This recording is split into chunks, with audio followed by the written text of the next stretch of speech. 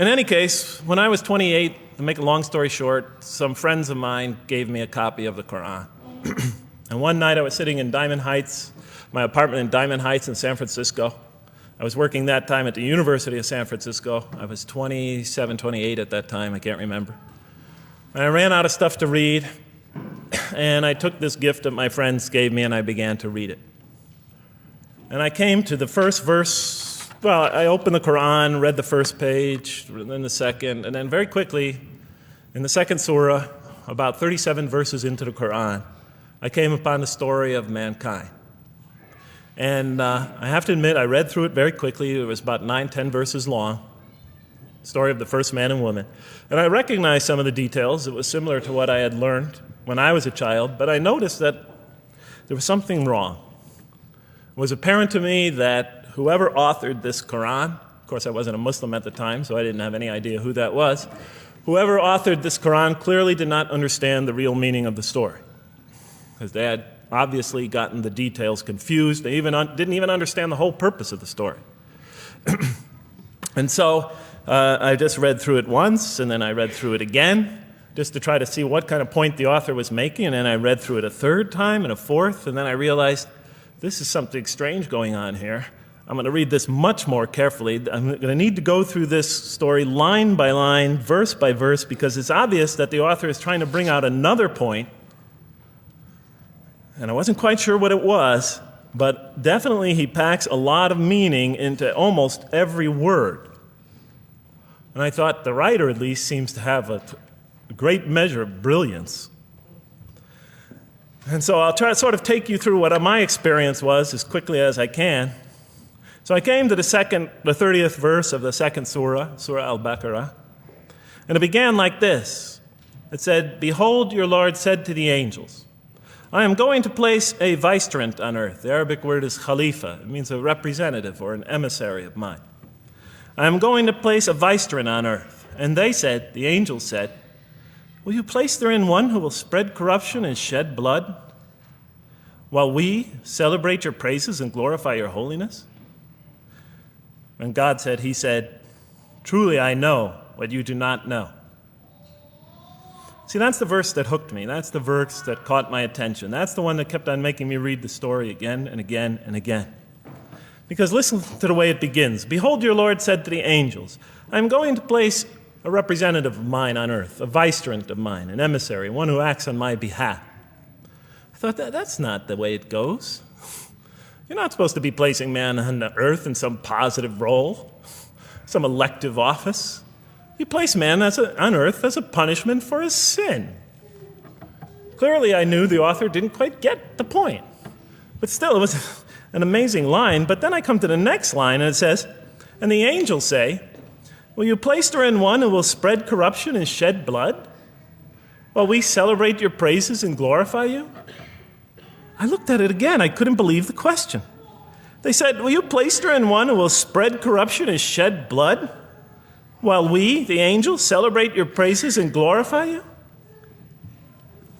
I looked at that and I said, exactly. That would be my question. Why would you create this being, supposedly for some positive role, when he's capable of doing tremendous wrongdoing? When he could spread corruption and shed much blood? Why would you create this violent and pernicious creature when you could create angels?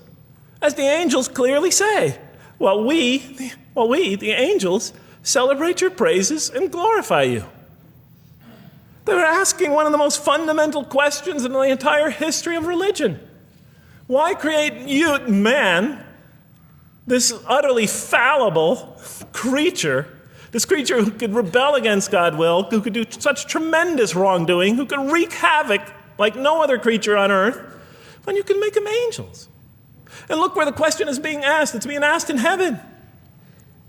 It's almost like saying, look, why don't you just make them angels and be up here in heaven with us, Why don't you just make them angels, pop them into heaven, he's fine. Why would you put him on earth where he could feel distant from you, where he can work out his worst criminal tendencies, act them out, feeling somehow independent and apart from you and free to do whatever he wants? when you could just make them angels and put them in heaven and make them perfectly submissive to your will? I looked at that question and said, that's my question. I'm not even a single verse into the story of mankind, and there before me I see my question. That whole question, everything that I ever thought, everything that I ever experienced, everything that I ever knew was in that question. It was as if the author took my life and wanted to pick out exactly the right question to humiliate me, to provoke me, to anger me. Why create man, this most destructive and violent creature, when you could make them angels? And then look at the answer. And he said, God said, truly I know what you do not know. You know, in modern parlance, we would say, I know exactly what I'm doing. I read that and said, what? You know what you do not know? You know exactly what you're doing? Well, please inform me. Tell me what you're doing. Because, I'm 28 years old and I haven't figured out it yet. And I have a lot of issues that I'm still dealing with that's connected to this question. You can't just get off that easy. You can't just tell me you know exactly what you're doing. Not after what I've been through. Not after you made me this way. And then I realized, of course, I was arguing with a God I didn't even believe in.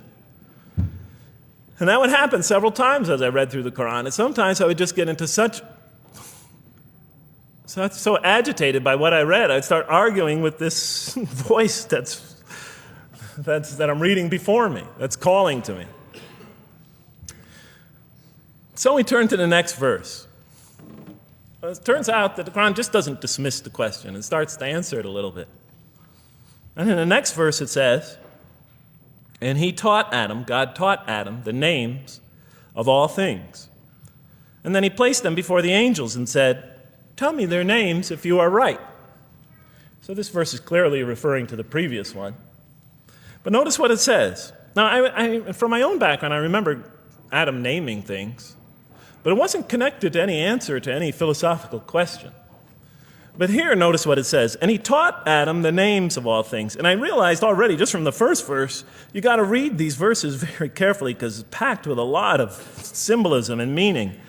And he taught Adam the names of all things. So here we see Adam is not only just a creature who knows how to name things, who's acquiring the gift of language, but he's also a learning creature. God is teaching him.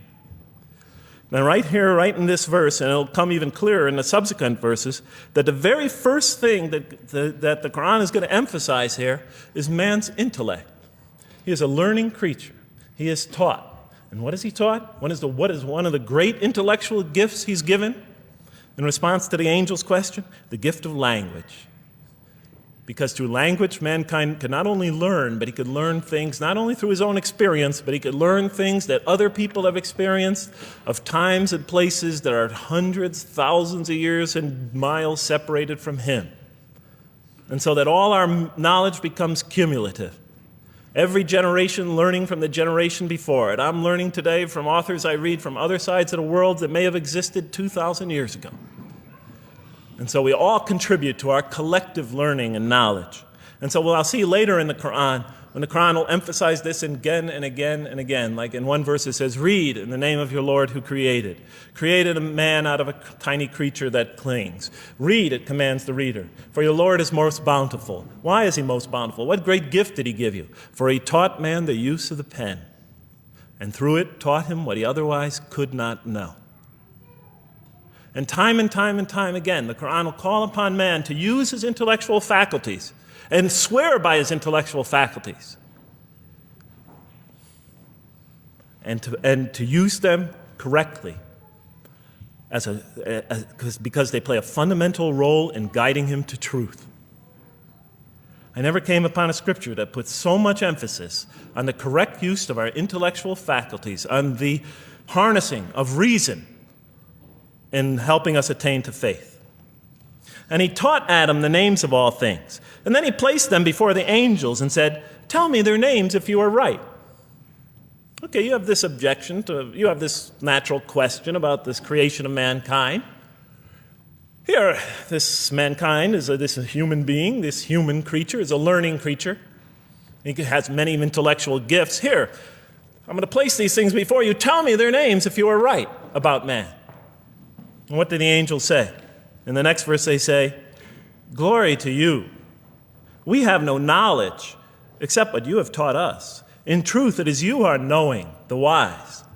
They say this task, this intellectual test that's put before them is beyond their grasp. Notice what they emphasize. We have no knowledge. This would take knowledge. This would take an intellect that they don't possess. In truth, it is you who are knowing, the wise. You got it. It's easy for you. You're the knowing, the wise. You have knowledge. You have wisdom. But this would take knowledge and wisdom that is beyond us. And so in the next verse we read, and he said, "O Adam, tell them their names." And when he had told them their names, notice how it's nothing for him. For mankind, he has this phenomenal ability. And when he had told them their names, as if it's just a triviality for man, he names them. "O Adam, tell them their names." And when he had told them their names, God said, "Did I not tell you that I know what is unseen in the heavens and the earth? And I know what you reveal and conceal?" And he's clearly going back to the angel's question. Yes, you have these natural concerns about the creation of mankind. Yes, he could do these evil things. But look at this tremendous intellect he has. This is something you have overlooked that you haven't considered. And that's clearly the point of these verses. Even though I felt that the author didn't quite, it was as if I realized that he didn't misunderstand the story. He was taking one of the great stories in the history of humankind, one of the fundamental greatest stories in the history of mankind, and molding it and using it as a vehicle for an entirely original message. And God said, "Did I not tell you that I know what is unseen in the heavens and the earth? And I know what you reveal and what you conceal?" In other words, didn't I tell you I know exactly what I'm doing? And then in the next, and didn't I not tell you that I know what you reveal and conceal? I looked at that. What did they reveal and what did they conceal? What did their question reveal and conceal? I thought about it for a minute. Oh, it's obvious. What did their question reveal? You just go back and look at the question. It revealed the sinful and sinister propensities of man. I mean, it's obvious, right? Why are you all looking at me like that? You're starting to scare me. You're all looking very serious. Am I losing you? Wow. Okay. So, they revealed the sinister and evil propensities of man. But what did their question conceal? And all you have to do is think about it for a minute. Human beings, yes, they could do evil. Yes, they could do wrong. Yes, they could create misery. But they could also do exactly the opposite. They could choose to do evil. They could choose to do tremendous good. They could choose to do tremendous violence. They could choose to show tremendous compassion. They could choose to live by falsehood. They could choose to live by the greatest truths. They could be terribly ugly. They could be terribly beautiful. And up until that point in my life, I, like the angels, that only saw one side of the coin. For the first time when I read that verse, believe it or not, it was an eye-opener for me. I had always been obsessed with the evil potentials of human beings. When I read that verse, I realized that, and I had a great example right in front of me with my own mom, I realized that I had been blinded by only one side of human nature. So we go on to the next verse. "And behold, we said to the angels, bow down to Adam, and they bowed down. But not so Iblis." Iblis is like the father of Satan, satanic beings, forces, creatures, existences. "He refused and was arrogant. He was of those who reject faith." An interesting statement. "And behold, we said to the angels, bow down to Adam, and they bowed down." Bowing down could symbolize two things. Bowing down could symbolize the superiority or potential superiority of one being over another, and so they bowed down to them. Bowing down could also mean that they serve that creature in some respect. Of course, the Quran says that all beings serve God, all created beings serve God. But this verse seems to be indicating, and the rest of the Quran will make it clear, that these angelic beings, these angelic entities, will serve the development of mankind. We'll even see later that the satanic beings serve the development of mankind. Both forces, angelic and satanic, will serve the development of mankind. Because one will present man with a choice to do the most altruistic things. The other will simultaneously try to influence man in the opposite direction. And so human beings will be moral creatures, and they'll have to make moral decisions. And it's in those moral decisions that they will grow spiritually and morally as human beings. And they'll take that into the next life. And the angelic and the satanic forces will be catalysts for those moral choices that they make. They will heighten the human being's awareness of the rightfulness and the wrongfulness of the choice he's about to make. And the self, the soul, the nafs, as they say in Arabic, will have to make the ultimate choice between good and evil. And that choice, that test will come again and again and again as human beings either grow or decline. And those tests will come again and again and again to try to help him towards his spiritual evolution, to bring him back, but that choice is ultimately ours. But I'm getting ahead of myself. And so we said to the angels, bow down to Adam, and they bowed down. But not so Iblis. Iblis is Satan, this rebellious force, this evil prompter, the one who whispers into the human heart. He comes into being. And with the introduction of Satan, we have the introduction of evil, that evil influences on human beings. And notice why Iblis does not bow down. He refuses because he was arrogant. You know, we often hear what's the root of all evil? In the West, it's always money, greed, etc. Here the Quran seems to be saying that the root of all evil is not always material wants. It's not always money, it's not always greed. At the heart of evil is arrogance, putting yourself above all others, of assigning to yourself special priority and neglecting the rights of others, of pride and arrogance and envy, the source of evil. He was of those who reject faith. I looked at that verse and I said, okay, I get why you would create angels to sort of influence man in a positive direction. But why in this story now are you introducing Satan? What sort of role was Satan play? And then, of course, you just think about it for a minute and you say, yes. The story is telling us that on one hand, we have these magnanimous urgings come from one direction. On the other hand, we have these satanic urgings coming from another direction. In other words, the Quran is telling us that man is not only a learning creature, but he's a moral creature. He has understanding of right and wrong. And God infuses those, allows those influences to come to him. Man is not only an intelligent being, but a moral being. And we said in the next verse, O Adam, dwell you and your spouse in the garden, and eat freely thereof what you wish, and eat freely thereof what you wish. But come not near this tree, for then you will be among the wrongdoers. I looked at this verse and I was, starting to wonder if the author was drifting back to the old story again. I was confused. And we said, O Adam, dwell you and your spouse in the garden, and eat freely thereof what you wish, but come not near this tree, for you will be among the wrongdoers. I thought it was drifting back to the old story. Man sins, man's punished for his sins with earthly life. Maybe the author is drifting, he had a good idea, and now he's drifting back to the sort of traditional story. Maybe he couldn't make his mind up what story he wanted. Except for a couple things about this verse, and this happened with almost every verse as I read through it, is that the whole tenor of the passage is sort of not what you would expect. I noticed that the Quran in this story has a tremendous penchant for understating things. Because it says,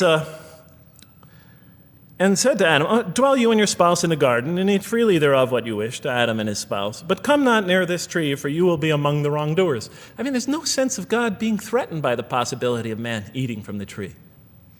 In this story, we don't see in this verse, we don't see that God is nervous at the prospect, that he's threatened by the prospect, that he's anxious about it. The tree that he picks, it seems like he's just picking out any tree. Nothing special about the tree. Go not near this tree, for you will be among the wrongdoers.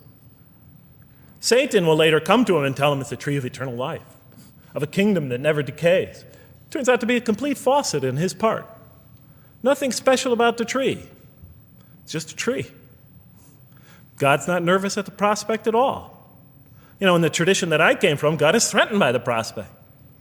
He has to put an angel with a fiery sword by to protect the tree so that mankind never goes next to it again. I'm not putting it down. I'm just pointing out the difference of the story. They're both beautifully told. But he has to guard the tree. Why? Because if they eat from it, they'll become gods like us. This man, he already has a rebellious nature. Can you imagine if he eats from this tree? No, can't let him get near that tree. But here, just, calmly says, but if you do, you'll be among the wrongdoers. God is not worried about himself. He's just warning man, making it clear that if you do this, you've committed a wrongful deed. Again, the whole tenor of all these verses that you read through it is God knows exactly what he's doing. Okay, next verse. But Satan caused them to slip and expelled them from the state in which they were. And we said, go you all down, some of you being the enemies of others, and on earth will be your dwelling place and provision for a time. What? I said? I was expecting now the rage, the anger, the violence, the jealousy. That's what I was expecting. Okay, they eat from the tree. Where's the rage, the violence? I'm going to punish you now. You're going to sweat on earth. And you're going to suffer, and you're going to stub your toe, and you're going to work, and you're going to labor. And you're going to die there for what you did. And where is the woman? All right? And the woman, right? She's the one who's going to suffer the most, right? She'll have to suffer labor pains and monthly cycles, right? And bleeding and crying out when her children come into the world. And she'll scream out. And worst of all, the greatest humiliation, the man will rule over her. When he's obviously her intellectual inferior because she and the angels she and Satan seduced him, and he just bumbled along and committed a real, wrong deed. Well, I don't mean to make light of it. But the story is obviously different, though. No threat here. As a matter of fact, look at the way it says, O Adam, dwell you and your spouse in the garden, and eat freely thereof what you wish. But come not near this tree, for you will be among the wrongdoers. Then they make the mistake. But Satan caused them to slip and expelled them from the state in which they were. And we said, go all you down, some of you being enemies of others, will be adversaries of others. Some of you will be adversaries of each other. And on earth will be your dwelling place and provision for a time. This is not a deity losing it. If you look at it, on earth will be your dwelling place and provision for a time. That's not the words of a God that has lost, that is really extremely upset. On earth will be your dwelling place and provision for a time. But notice something else about this verse. When you read these verses for the first time, I don't know, maybe I'm nuts, and many people think I am. But when you read these verses for the first time, this is just so much that catches your attention. But Satan caused them to slip. Remember, I couldn't get that verse those words out of my head. Satan caused them to slip. To slip? The greatest sin in the history of the human race, and it's called a slip? In my culture, slip means, you just momentarily, for a fraction of a second, you lose your focus. It's not a big deal. My Uncle Bob used to always say to me, Jeff, I'm sorry I'm 5 minutes late, I slipped up. The understanding is it's no big deal. It's just a slip. That's what we say when we make a minor mistake. I slipped up. Don't worry about it. Never happen again. A slip, I said? Momentary loss of focus? The greatest sin in the history of humanity? Why we're all here? Why we're all suffering? Why we experience death? A slip? I didn't believe it. I went to my Arabian friends at that time. I didn't know any Arabic. They came to this verse. We went through it line by line. I said, now don't change any words. Just read them one at a time. But Satan made them, and I said, okay, this one right here. What does it mean? Tell me what that means. They looked at it, it says, slip. Slip. And expelled them from the state in which they were. A slip, I thought? But then maybe I was trying to force the traditional understanding, the traditional interpretation. Maybe it was just a slip. I mean, after all, they didn't commit murder. They didn't commit robbery, rape, pillaging, assault. They ate a couple of pieces of fruit. Well, it's not the greatest sin in the history of humanity by any means. And then the next verse says, and then they were expelled from the state in which they were. Well, what state were they? Let's see now. Let's go back from where we started. First, mankind is being taught. We see he's an intellectual being. Then we show he's a moral being. Moral being means he's a being that's going to have to make choices. And then God gives him this choice. It's not a huge deal. It's not the gravest sin in the history of humanity by any means. It's minor by any standards. They make it, though. We see that God originally intended to put man on earth as his vicegerent. We see a period of preparation where he's being prepared intellectually, where he's growing intellectually, where he's growing as a moral creature. When does God finally put him on earth? What signals that he's ready to begin? He makes his first independent choice. It's not the worst deed in the history of humanity. It's minor on anybody's scale, but it shows that mankind is ready to act on his own, to be his own, to make his own choices, that God has empowered him to make choices, and he's ready to make them and carry them out and see them most often to their expected ends, if God wills. And that seems to be the only real significance of it. But I thought, maybe I'm getting this wrong. Maybe God just blows off into an angry rampage the next verse. So I look at the next one and it says, and then Adam received words from his Lord. And God turned to him mercifully, for he's oft returning, ever merciful. Well, if I had any doubts up till now that God is not enraged by what this has happened, that God hasn't prepared mankind for this choice, for what was eventually going to happen, that all this was preparation for mankind to begin his earthly sojourn in this famous allegory. If I had any doubts before now, I had them, certainly didn't have them after reading this verse.